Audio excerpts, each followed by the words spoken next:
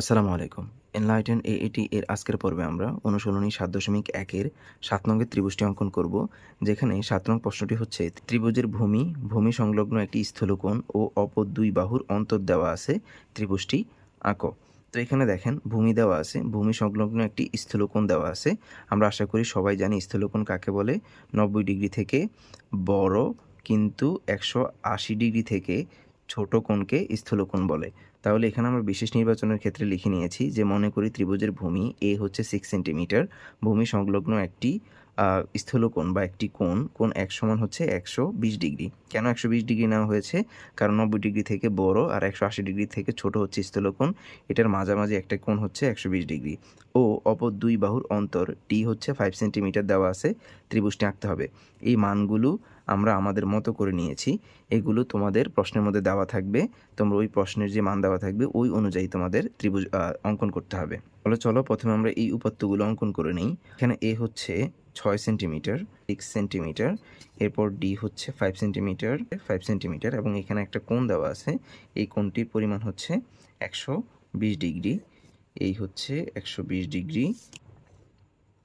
তাহলে এখানে আমরা একটা কোণ নিলাম যার পরিমাণ হচ্ছে 120 ডিগ্রি। এবার আমরা এই উপাত্তগুলো ব্যবহার করে ত্রিভুজটি অঙ্কন করব। এর জন্য প্রথমে আমরা যে কোনো একটি রশ্মি নিব। মনে করি এই রশ্মিটির নাম হচ্ছে বিই।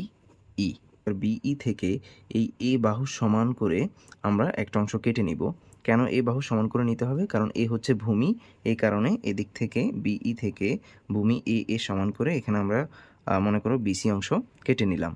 এবার আমরা এই সি বিন্দুতে কোণ এক্সের সমান করে একটি কোণ অঙ্কন করব। তাহলে এখানে আমরা প্রথমে এটা সমান করে এদিক থেকে, তাহলে এখানে আমরা কি করলাম, এই সি বিন্দুতে কোণ এক্সের সমান করে এখানে কোণ বিসিএফ অঙ্কন করে নিয়েছি। এবার এই সিএফকে আমরা জি পর্যন্ত বর্ধিত করে দিব। আমরা এখানে এফসি রশ্মিটিকে জি পর্যন্ত বর্ধিত করলাম। এবার এই জি থেকে বি বাহু সমান করে আমরা এখানে সিডি অংশ কেটে নিব। সরি, এটা বি বাহু হবে না, এটা হবে ডি বাহু। এখানে আমরা ডি বাহু সমান করে এই ডি অংশ কেটে নিলাম। এরপর আমরা কি করব, এখানের এই বি এবং ডি যোগ করে দিব। এবার দেখেন এখানে একটা কোণ উৎপন্ন হয়েছে, এই কোণটা হচ্ছে কোণ সিডিবি। এখন এই কোণ সিডিবি এর সমান করে এখানে একটা কোণ অঙ্কন করব। তাহলে এখানে এই ডি এর সমান করে এখান থেকে ধরে এদিকে এবং এখানের যে পরিমাপটা আছে এই পরিমাপ নিয়ে এখান থেকে এখানে আমরা যদি এভাবে যোগ করে দিই, তাহলে এখানে আমরা যে কোণটা অঙ্কন করেছি এটা হচ্ছে এই কোণের সমান করে, অর্থাৎ কোণ সিডিবি এর সমান করে এখানে আমরা একটা কোণ অঙ্কন করেছি যা হচ্ছে কোণ ডিবি। এটাকে আমরা এ দেই, এটা বাড়তি না নেই, নিলেও চলবে না নিলেও হবে। তাহলে এখানে আমরা কি করলাম, কোণ ডিবি এ অঙ্কন করেছি। তাহলে আমাদের নির্ণয় ত্রিভুজটি হবে ত্রিভুজ এ বি সি। এই হচ্ছে আমাদের উদ্দিষ্ট ত্রিভুজ।